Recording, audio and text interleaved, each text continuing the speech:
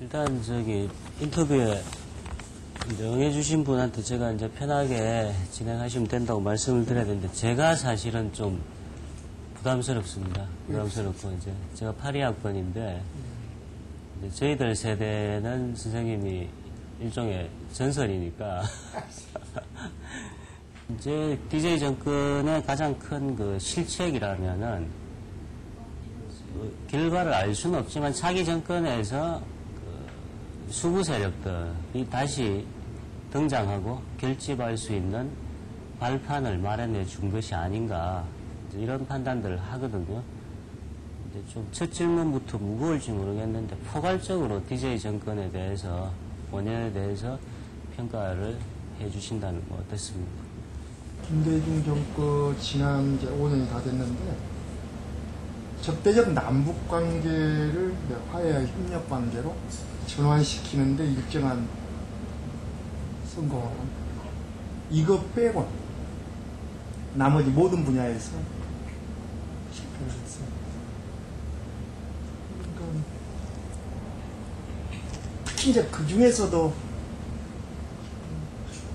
정치개혁 부분, 냉전장제 청사는 하루 이틀에 해결할 수 없는 부분이 있습니다. 정치개혁 부분은 많은 부분을 해낼 수도 있었는데, 지금 현재 야당이 이제 한나라당이 과반수를 차지했다고 하지만, 그것은 이제 이번에 재보선 끝나고 나서 이야기고, 그 전까지도 이제 과반을 차지를 못했었는데, 충분히 강력한 의지만 있다면 정치개혁 부분에서 많은 성과를 냈을 건데, 완전히 실패한 겁니다. 완전히 실패. 도덕성마저도 이제 심한 사람들은 당군일의 가장 더러운 정권이라는 그런 평가를 받을 정도로 엉망이 됩니다. 그래서 이 부분에서 저는 DJ 정권은 뭐 다른 역대 정권과의 비교를 떠나서 일단 난 완벽한 실패한 정권 라고 저는 단정적으로 이야기합니다. 왜 내가 이렇게 단정적으로 이야기할 수가 있냐면, 나는 80년부터 DJ에 대해서 이제 그렇게 들었었거든요. 예. 이 사람은 지도자가 아니다. 완전히 이제 꿈이라는 식으로 난 본 거예요. 그 입장이 이제 미국에 가 있는 동안에 겹쳤으니까, 김대중 씨가 와 있는 기간에서 국내 동포들이 보지 못한 면들을 또 거기서 가까이서 많이 볼 수가 있었죠. 더 그것이 굳어졌고, 그 면을 판단을 87년 대선 겪으면서 더 굳어졌고, 쭉 그런 그 과정을 거쳐서 아마 저처럼 그 김대중 씨에 대해서 점수를 적게 준 사람이 없을 거예요. 근데 내가 생각했던 것보다 더 못해버린 거죠. 그러니까 저는 자신있게 이야기하는 거죠. 그 사람 완벽한 실패였고. 아까 그 발목 잡은다는 이야기 나왔는데, 이를테면은 간단하게 국가보안법 철폐 이야기, 공약사항인데, 예. 민주당 내에서마저도 발목을 잡는데, 그렇죠. 어째서 밖에다만 원망을 하냐 이거죠. 그러면 그것을 극복하기 위한 노력을 얼마나 했느냐 이거죠. 안 했다 이거죠. 안 했죠. 특검제 도입? 그건 야당이 도리어 주장을 했다.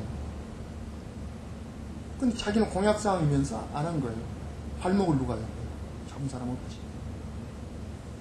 의지가 없는 거예요. 그 다음에 이제, 이렇게 뭐 고위직, 인사청문회 같은 경우, 검찰총장이라든지 경찰청장이라든지 법제청장, 그 다음에 이제 국정원장, 지금 총리하고 있는데, 이 사람은 또 하자. 전혀 안 하는 거예요. 누가 발목을 잡냐. 할 의향이 없는 거예요. 공약사항이 이제 노동자들의 그 경영 참여. 예, 예. 그 공약사항이에요. 그걸 뭐 안 지킨 정도가 아니라 노동자들은 동네 북을 만들어서 짓밟아버리고 테러를 하고 그래서 발목 잡는다는 식의 이야기는 그 말장난이죠. 전혀 개혁의 의지 자체도 없고 의지가 없으니 노력을 안 했죠. 계속 선생님은 의지가 없었다라고 말씀을 방금 하셨는데 혹시 능력의 문제가 아닐까요? 아니 의지가 없으면 능력의 유무는 의미가 없는 거예요. 그건. 의사하고 의지하고는 다른 거거든요. 이를테면 신봉사가 공양미 300성 내면은 눈을 뜨게 해준다고 하니까 하겠다, 내겠다, 그러고 약속했다 이거예요. 근데 그건 그 사람이 객관적 조건이 그걸 뒷받침을 못 해주잖아요. 그러니까 결국 그걸 못 내게 되고 그러다 보니까 이제 신청 사라에 보면 신청 대신 몸을 파는 그런 형식으로 갔는데 신봉사는 눈을 뜨고 싶은 그 강력한 그런 희망과 기대가 있었고 그 의지가 있었지만 객관적 조건이 허용을 안 했다고 역량 문제기도 하죠.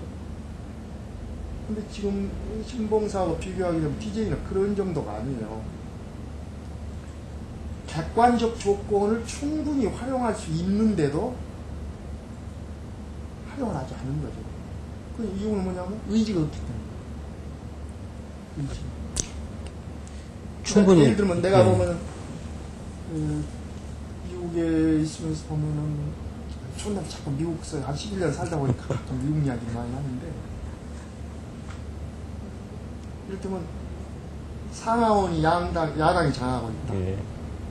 근데 이제 백악관에서 법안 하나를 통과시키려고 여당에서 그때 수가 부족하니까 나서서 이제 야당을 상대로 나름대로 설득 작업을 펴잖아요.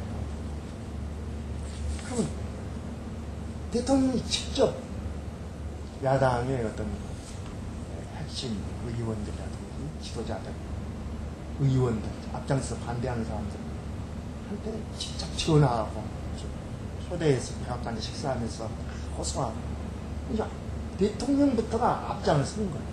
의원들은 말할 거 없고 그렇게 해서 또 여당 내부에서도 이제 철투표니까 반대도 나오지만 그게 야당의 완강한 그 반대를 극복하기 위해서 밤새 노력을 하는 거예요. 그렇게 해서 통과시켜요. 우리 그 DJ라든가 여당에서는 그런 노력이 없어요. 그냥 안 하면 이건 나쁜 놈이야 식으로 이제 몰아치는. 그래서 선을 딱 긋고 그러다 보니까 내가 이제 한나라당 사정을 조금은 아는데 왜냐면 거기에 옛날에 그또 함께 운동했던 분들이 의원이 돼서 들어가 있으니까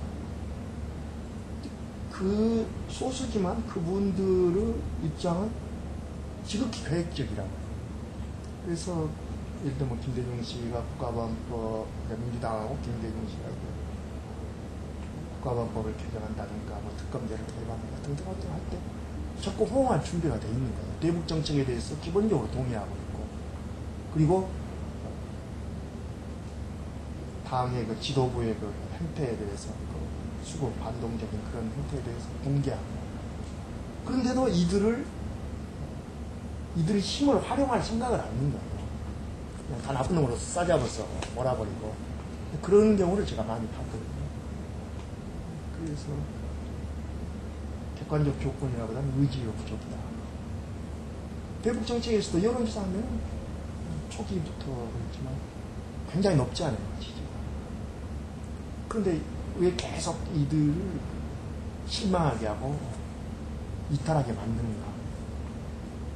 그건 아집과 독선, 교만, 그리고 정략적 접근 이런 것이 빚어낸 것이다. 입장을 바꿔서 생각을 해보면 그럼 도대체 DJ는 왜 집권을 하려고 했을까요?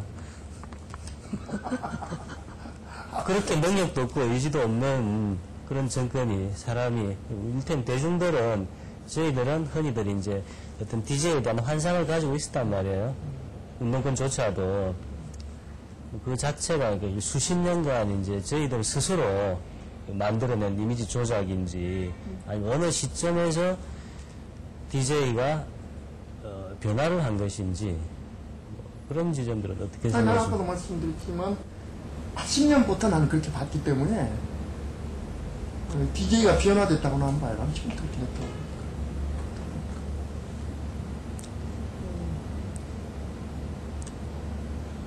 DJ는 변화된 게 없고 이제 저희들이 바보였네요. 잘못 본 거죠. 그나 87년 그 대선 당시에 비판적 취지에 대해서 내가 그렇게 비판했던 게 그 이유 때문에 상대적 평가를 한다고 하면은 그냥 찍어라 말이야. 취재하면 되지 않냐. 근데 왜 그 입장에 동조하지 않은 사람, 이유제기하는 사람, 다른 입장에 쓴 사람들을 적대하냐 이거죠. 그건 완전히 그건 아직과 독선이거든. 자기 확신. 자기 확신은 비판적 지지라는 표현이 아니고 이건 맹목적 지지이지, 맹신이지. 그것 때문에 지역주의가 더 심화됐고 운동권은 완전히 분열됐고 80년 내내 피눈물 속에서 쌓아놓은 모든 성과가 무너져버리고 그 후유증이 지금까지 이렇게 계속돼요. 이 정권의 실패의 배경 속에는 그 운동권의 책임이 또 있는 거예요. 왜냐하면 87년 분열의 주요 중에 한쪽입니다. 그러니까 그 뒤로 그 문제점을 지적해서 아무리 이야기를 해도 받아들이질 않는 거죠. 받아들이질 않아요. 일단 딴 소리 하면 나쁜 놈이 되니까. 나쁜 놈 치고 되고.